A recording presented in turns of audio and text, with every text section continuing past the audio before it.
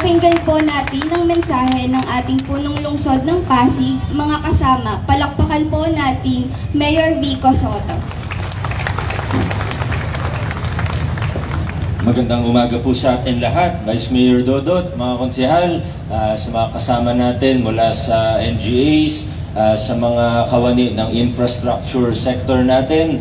Good morning po sa ating lahat. Siyempre sa ating mga SPES. Ilan po ba ang bago nating SPES? 236 ang ating SPES OSY Batch 2 beneficiaries. Ito pong SPES natin, ang sahod po nila ay 40% nanggagaling po sa national na pamahalaan sa pamamagitan ng DOLE at 60% naman ay galing sa inyong pamahalaang lungsod.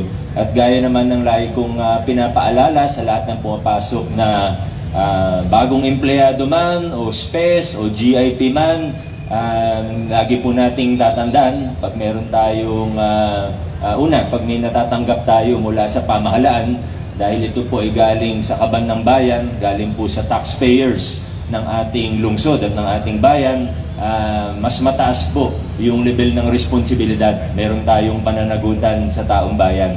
Kaya sana ay huwag nating kalimutan yun habang ginagawa natin ang trabaho natin. Kahit ilang araw lang po tayo dito. Pangalawa, sana marami kayong matutuhan, sana maging maganda ang karanasan ninyo sa Pasig City Hall. Congratulations sa mga SPES natin. Muli po, sila po ay patunay na walang palakasan sa mga programa natin, kundi first come, first serve, o kung paano yung targeting approach ng ating peso, ganun lang po yung ginagawa natin.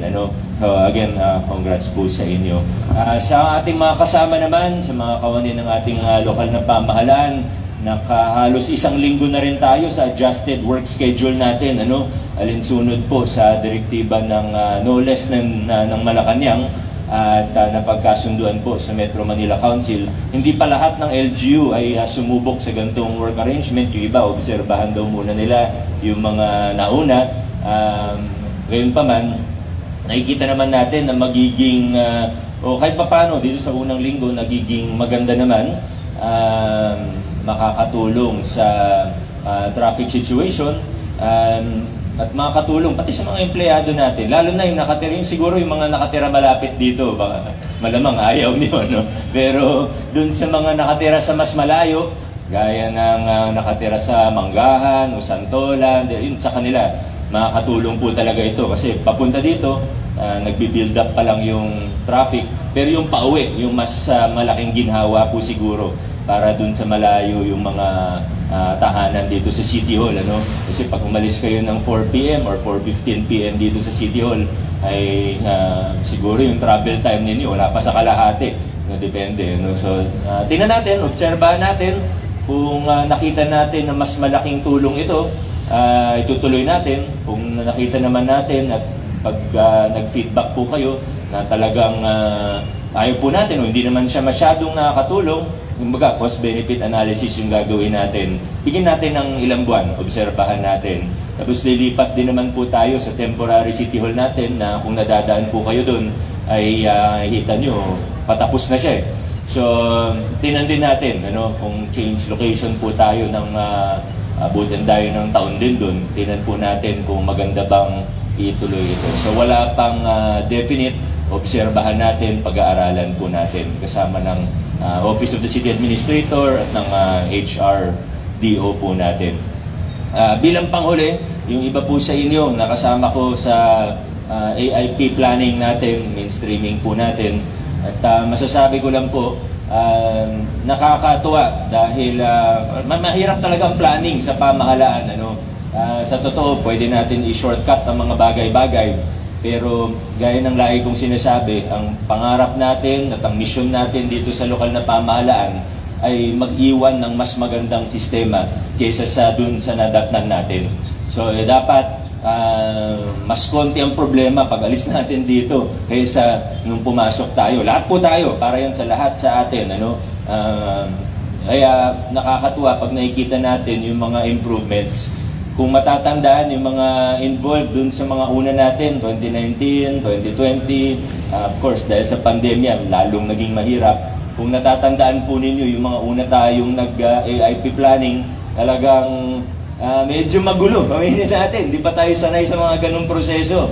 Ang AIP, Annual Investment Program, para po sa mga hindi nakakaalam, doon pa yun yung parang, sa madaling salita, yun yung parang menu na pinagkukuhanan natin, yan yung pinaglalaanan natin ng mga budget, mga programa, proyekto, at lahat ng mga pinagagastusan natin. 2020, magulo, sabog-sabog yung mga plano natin.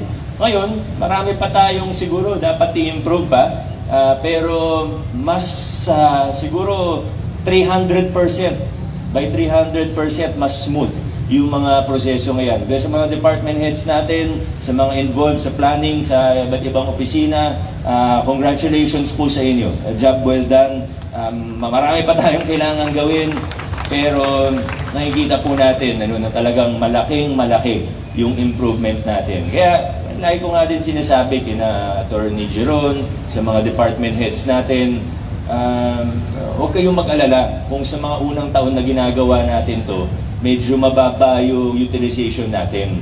Natural yan. Kasi para tayong gumawa ng bagong City Hall sa mga proseso na pinakilala natin.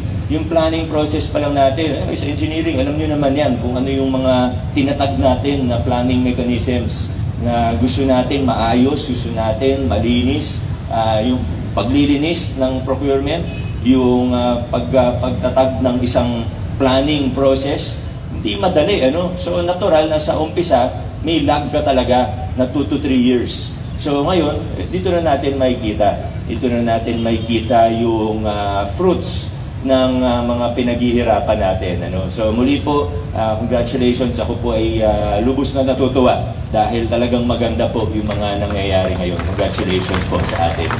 Yun lang po, magandang umaga sa ating lahat. God bless po sa ating new week. Adjourn na po tayo. Maraming salamat po. Para po sa panunumpa ng Lingkod Bayan na pangungunahan na sa atin ni Engineer Roniel Torres mula sa Office of the Building Official.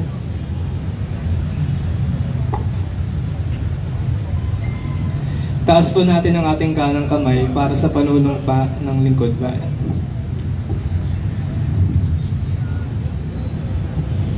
Ako ay isang lingkod bayan. Pangangalagaan ko ang tiwalang ipinagkaloob ng mamamayan. Maglilingkod ako ng may malasakit, katapatan, at kahusayan ng walang kinikilingan. Magiging mabuting halimbawa ako at magbibigay ng pag-asa at inspirasyon sa aking kapwa lingkod bayan. Lilinangin ko ang aking sariling kakayahan upang sa lahat ng panahon ay mapaglingkuran ko ng buong kahusayan ng sambayanan. Hindi ako makikibahagi sa mga katiwalian sa pamahalaan. Pipigilan at isisiwalat ko ito sa pamamagitan ng tama at angkop na pamamaraan. Isasabuhay ko ang isang lingkod bayan, makadiyos, makatao, makakalikasan, at makabansa. Tutugon ako sa mga hamon ng makabagong panahon. Tungo sa adhikain ng matatag, maginhawa, at panatag ng buhay. Sa mga tungkulin at hangarin ito, kasiyahan nawa ako ng may kapal.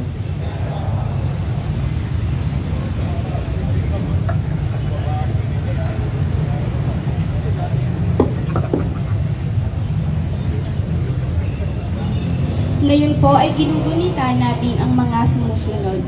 Land Transportation Safety Month Proclamation Number 115-A Series of 1966, Youth and Student Travel Month Proclamation Number 1138 Series of 1973, The Month of the Ocean Proclamation Number 57 Series of 1998, Cervical Cancer Month, Proclamation Number 368 Series of 2003, National Heritage Month, Proclamation Number 439 Series of 2003, Anti-Graft and Corruption Awareness Month, Proclamation Number 591 Series of 2004. National Hypertension Awareness Month, Proclamation Number 1761, Series of 2009. Volunteerism Month, Proclamation Number 1778, Series of 2009. May 6 to 12, National Hospital Week, Proclamation Number 308, Series of 1952. First full moon day of the May, Vesak Day, Proclamation Number 27, Series of 2001. May 7, Health Workers Day, Republic Act Number 10069 of 2010. May 11, Founding Anniversary of the Department of Tourism, Presidential Decree Number 189, Series of 1973. Ngayon po ay magkakaroon tayo ng launching ng 236 SPES Out of School Youth Batch 2 beneficiaries na gaganapin pagkatapos ng flag ceremony. Mayroon din po tayong libreng paalmusal sa Akay ni Sol Party List sa pagtutulungan ng tanggapan ni Konsehal Bota de los Santos. Maraming salamat po. Maraming salamat po sa mga departamento na nakasiwa sa maikling programa sa umagang ito. Muli, ako po si Georgie Cordova mula sa Office of the Building Official. At ako naman si Angela Villalba mula sa Office of the Building Official. Kami ang mga naging guro ng palatuntunan ngayong umaga. Maraming salamat po.